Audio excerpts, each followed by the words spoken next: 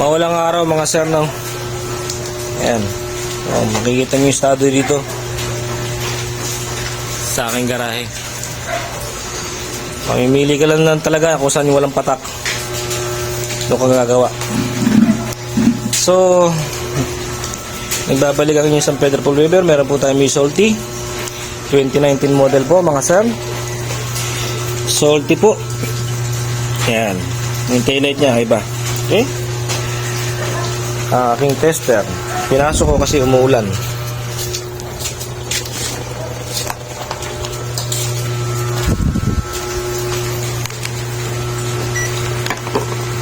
Check po tayo ng charging mga sir.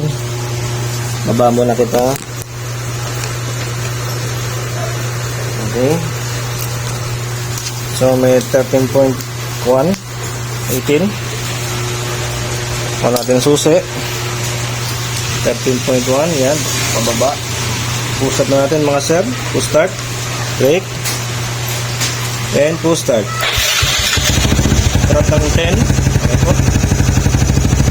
Idle po tayo mga sir, no? 14.7. Try po natin baka sakali, no? Na overcharge.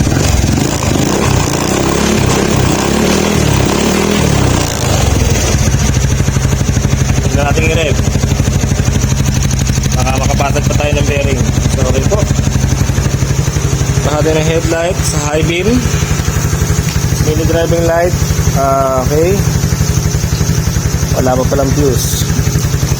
Okay, hindi pa nalagyan ng fuse kasi naglagay ko ng fuse. At muna, kuha muna ang fuse. Okay, nagbabalik. Lagyan natin ng fuse. So ano nangyari sa inyo? 14.8. MDL natin, bukasan natin. Okay, low beam, high beam. Yan. Yung busina natin. Yung busina na rin, no? So, idle po tayo mga sir, 13.4. Yan, nakabukas po ang headlight. At MDL mga sir, no?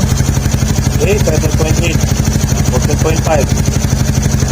Malikot po kasi kulang nahawak ito. 14.5, 14.6, no? Hindi po tayo olas mga sir, no? So patay muna natin. Paliwanag ko lang para marinig rin, no? Ano po ba nangyari dito? So ang kwento po nito, nung hindi pa siya naka 59 black, walang problema, hindi ho nalulobat. So nung nag 59 na po, nahirapan na po yung makinang magpa-start. Gawa ng mas malaking kompresyon, kailangan mas malaking starter. So nahirapan po yung battery. Kabibili lang po ng battery, bago brand new po yan mga sir. Nakikita nyo. So lobat agad, nalulobat. So pinapulwid na natin, no? Pakita ko na lang, no, mga sir. Ito pong sakit na to, may dilaw na wire po yan. Inalis ko po yan, binalot ko yung sa pabalik. Ito po yung galing na stator. Maliwanag po. Sa pulsar, wala po tayong gagalawin. Ito po sa kabila, napapansin nyo, white, dilaw, black po yan. Inalis ko po yung black, ayun po yung black. Ayun yung black, oh. Ground po yun. Di ba aliw mapadikit yun, ground po yun mga sir. Kahit saan dumikit yan, ground po yan. Inalis ko yung black doon, nilipat ko yung dilaw dito. So wala na po tayong magiging modification. Itong wire na to na nakikita nyo, galing ko yan sa, nilagyan ko ng fuse kasi nga, nilagyan nila ang supply, nakarekta po sa positive. Ayaw ko naman masunog yung motor ng customer, kaya nagpalagay na po ang customer ng fuse. Okay po, tatakbo na po yun dyan. Pero ito lang po ang ginawa natin doon mga sir, no? Hindi po natin ginalaw yung harapan. Balik tayo dito. So, puti, dilaw, black. Yung black, inalis, yung dilaw, inilipat doon. Tapos na po. Okay po. Wala na rin hong gagalawin dito mga sir. Wala na pong gagalawin. I-color code na lang po natin ang ating harness, no, sa regulator. Pula sa puti, pula sa pula, puti sa puti. Black natin ground, ilagay sa green, at dilaw sa dilaw. Tapos na po. Maliwanag po mga sir. Full wave na po siya, ganun po. Kabilis ang ating prosesong yan. Wala na ho tayo tinatastas na wiring, hindi na po natin ginagalaw. Okay po, make sure lang po itong kulay dilaw dito po sa panel, sa headlight, dito po sa switch. Okay po. Andito po kasi pupunta yan mga sir, sa right switch, yung kulay dilaw. Sa Mio po, sa Mio Sporty Salty. Make sure po itong dilaw na po na to, kasi pupunta po dito yan, putol na po doon. Kasi kung mayroon kayo nakabasang voltahe dyan, 12 volts, hindi po uubra na gantong proseso ang gagawin nyo. Maliwanag po, sana po naintindihan.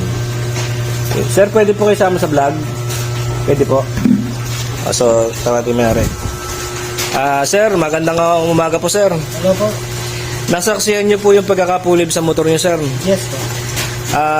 Sa tingin nyo sir, maayos po ba yung pagkakagawa ni San Pedro Pulweber?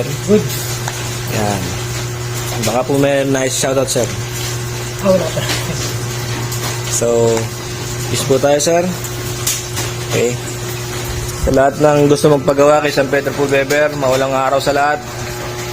Hindi ko alam kung paano ko gagawin ng motor nyo pagka gantong umulan, maraming tulo. Sa lahat, God bless po. Thank you po.